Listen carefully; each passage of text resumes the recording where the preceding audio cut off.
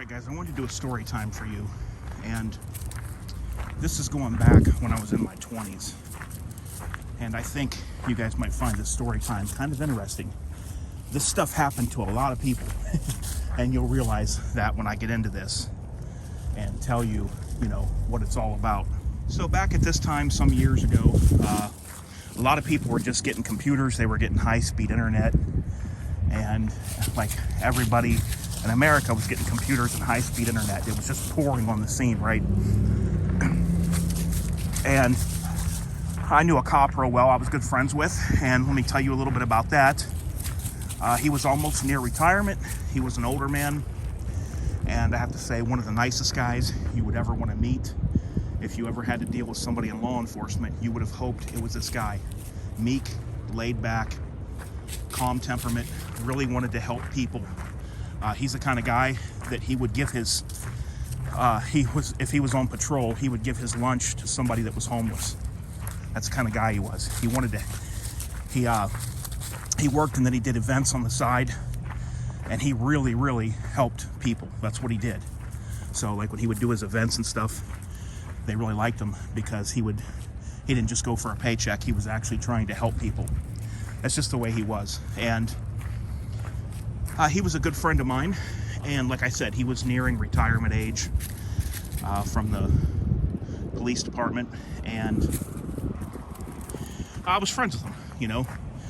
You talk guns and all kinds of different things and stuff like that. So one day I get a call from him, and keep in mind now, I'm telling you that this is when everybody was getting computers in the home and high-speed internet, like what we used to call it Roadrunner here. And I was in my 20s, so I get a call from him one day, and he sounds in a panic, and he says, "How soon can you get here?" And I said, "Well, I can be there not very long." I said, "What's going on?" He said, "Just please get here to my house as soon as you can, as soon as it's possible for you." I said, "Okay." So I get ready and I'm going to his house. I'm like, "Man, what's going on?" I couldn't figure out what it could be, of what was going on. And I get to his house, probably about a 20-minute drive. And I go in and he's like, "Oh man," he's like pacing around. And he's like, "Man, I don't know what to do." He's like, "I'm sorry I called you to come here." He's like, I don't know what to do, man." And I said, "What's going on?" He goes, "Man, I'm not a bad guy." This is what he starts telling me. "I'm not a bad guy. I can't have anything happen." He was a divorced guy. His wife was kind of crazy, and when he would do side events, she always thought this guy was gonna like cheat on her, and she would go hide and watch him from somewhere. She was literally like kind of crazy, okay? The guy would never do anything like that. So anyhow, he was divorced, he lived alone, his kids were grown, and he's telling me, "Man," he said, "I don't know what I'm gonna do." He's like, "I hate to do this," he said, "but I'm just gonna have to tell you what's going on." I said, "What? What's the deal, man?" I said, "Whatever it is, between me and you," I said, "it's not a big thing." I said, "Whatever it is." And he tells me, he says, "Well, last night on the computer, I was looking at some things that I shouldn't have been looking at." I said, "Okay, when you say that you shouldn't have been looking at, what do you mean?" He goes, "Oh, no. He goes, nothing illegal or anything like that, nothing that is criminal." He goes, "But just for me personally, I should not have been looking at these things that I was looking at on the internet." I said, "Oh, okay." I said, "Well, what's going on?" He said, "Well, my screen turned blue on my computer, and the FBI came up on the screen and said that my computer was being traced and that I needed to pay $500 in a fine. Otherwise, they were going to come and charge me for this." He said, I said, "Oh, the FBI logo came up." I said, "Yeah." The FBI logo popped up. The screen was blue. And I almost wanted to start laughing because this was one of the oldest scams in the book. The scam was, you would be looking around at different sites and you'd be looking at things, probably things you shouldn't be looking at, not illegal, just things you don't want your family to know you're looking at, right? So you would get hackers had programs at that time that would bring up something on your screen to scare you, and it would show the actual FBI logo. And it would say your computer's being traced. Please enter your credit card info, pay this amount of a fine. If you do not pay the fine, we will come and we will arrest you or charge you, is what it would say. So I'm trying to explain to him that this is all a hacker thing. That's not what's going on. But he really wasn't believing me. Now, I'm not a computer expert, but I had a friend at the time that was. He was a hacker turned into a computer repair guy that had so much work he couldn't keep up. He was flooded, okay? This guy knew computers inside and out. And this is back when everybody was just getting computers, and he had so much work. He was making money hand over fist, but he was never getting sleep, and he couldn't keep up with it. He's the guy, when I first got a computer, he helped me out. I can navigate a computer, but I'm not a computer expert by any means. I can't program them or anything like that. So I'm telling him that, you know, this is not what it is, and he's so worried. He's like, man, my name will be in the paper, I'll lose my pension, my family, my kids, my ex-wife. He's like, everybody is going to know this. People at my church, he said, will know this. And he was just so stressed over this because people didn't realize how official that hackers could do things and use like the FBI actual logo and do things on a computer, okay? People just don't think that way. People that are pretty straight arrows in most of their life and don't know much about that side of the internet and different things, they didn't realize that this could be done. It looked official. It took over his computer screen, and he thought it was official. He didn't think that there was any way that it was some guy in his basement that was doing this to get money, or probably in another country. So I said, okay, here's what we're gonna do. I said, where could you have been last night? Where could I have been? He said. I said, yeah, where could you have been? I said, because here's what it is. I'm gonna break your nervousness right now. I said, I came over yesterday evening at 6 o'clock in the evening to mess with your computer while you went away, and it was me that was on your computer. This is what it is, right? It was me that was on your computer. It wasn't you. Where could you have went? He's like, night fishing, I guess. I said, okay, yeah, night fishing. So it was me that was on your computer, not you. I had the password. I was the one here. I was on your computer. And this has nothing to do with you. Does that make you feel any better? Well, not really, he said. I said, okay, man. I said, let me contact somebody, and I'm gonna help you out here. And he said, okay. I called my buddy, who I always nicknamed the computer expert. This guy could do anything with computers. Like I said, he was a hacker. He was into computers before most people ever even knew you could have one in your home.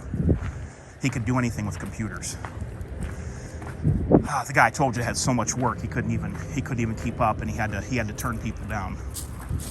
So I get a hold of my buddy, and I said, look, man, I need a big favor from you.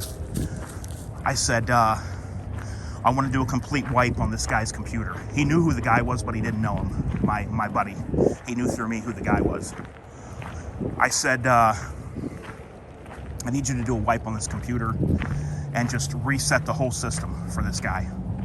I said, he's feeling like, I said, and I want you to explain to him what happened. I said, and I explained to him what happened. My buddy's just laughing, the computer guy. He's like, man, he's laughing. He's like, it's a total fraud. He's like, I can't believe this guy is believing this is real. But you know, being an older person and stuff, the guy didn't know. So I get my buddy and I take him over there. As my buddy's doing everything, you know, the guy's right there, and he's watching my buddy work magic with this computer. You know, he's putting in different things. He's wiping it out. He's saying, what do you need saved? He's putting it on thumb drives or whatever. He's saying, I'll save what you need. Everything else, I'm wiping this whole computer out back to factory. He's watching my buddy do it. He's watching it to where you don't even have a Windows program on there, to where you are at, where you just turn on the computer and you're in like DOS mode, where it's all numbers and letters. So he is understanding how much this guy knows computers. So he wipes the computer out, he resets it. It's setting up, it's downloading all kinds of stuff that it has to do for hours. And my buddy explains to him, look, I deal with this all the time. This was a hacker, probably not even in this country. They can use any kind of FBI logos and whatever else. They just download them right off the internet, the pictures. And they put this up. He goes, it's a scam. He goes, all that they want is they wanted you to send them money. And once you sent the money, they would have said everything's okay. But he said the FBI does not contact people over the computer. My friend has known people that's got busted for actually doing illegal stuff over the computer, okay?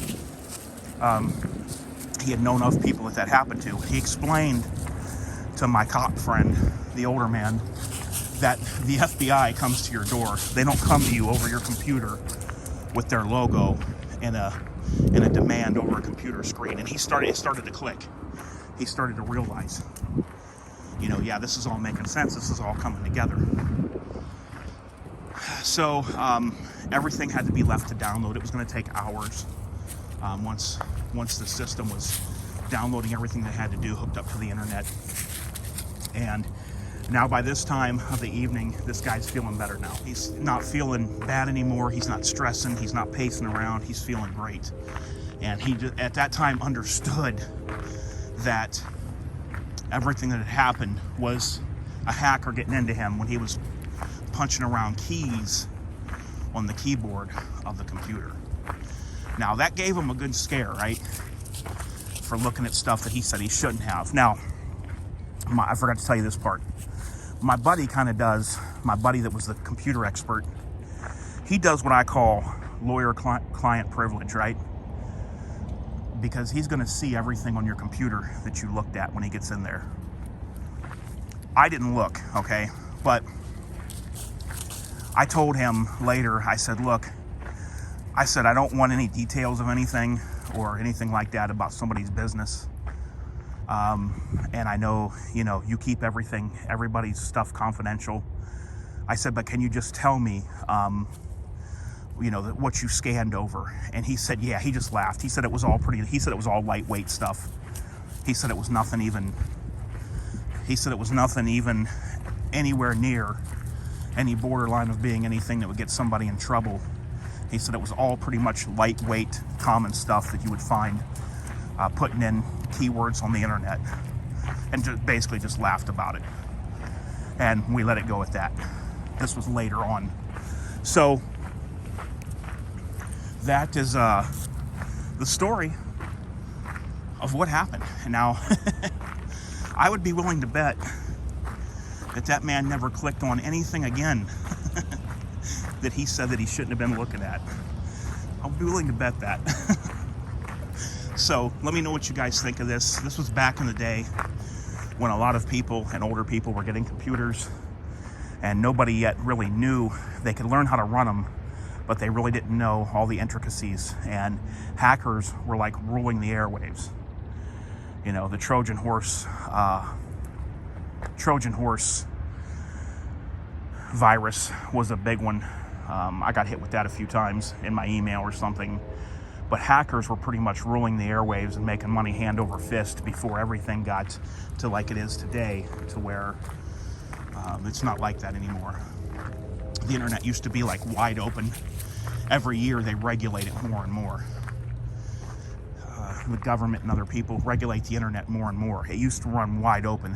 My buddy, the computer expert, he said that the internet was like the wild, wild west when it first came out. He said because you could basically do anything you wanted, say anything. Anything was there really was no limits to anything. There was nobody restricting speech, and there was nobody doing anything. You were open to whatever on the internet. It was like landing on the moon and starting your own colony and doing whatever you wanted. That's the way the internet used to be. So let me know what you guys think of that story. Until next time, guys, this is DOF and Agar, and we're out.